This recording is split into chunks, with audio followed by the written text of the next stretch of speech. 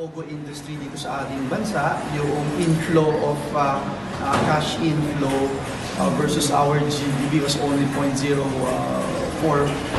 which is about 7 billion pesos.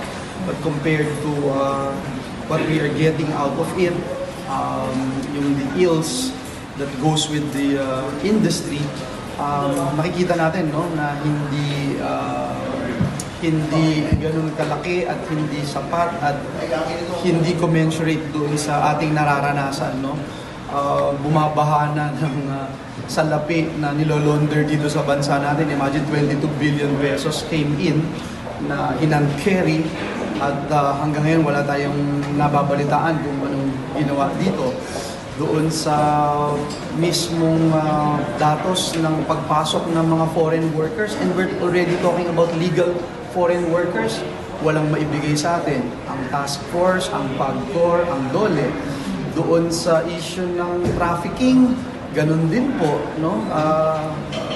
Yung pastillas pa lang scheme, 1 billion na yung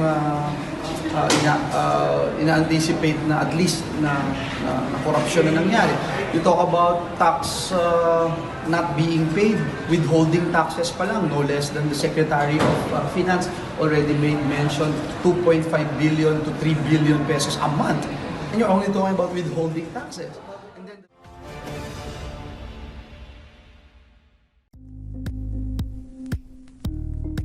Thank you for watching Politico TV. Please like and subscribe to our channel for more videos.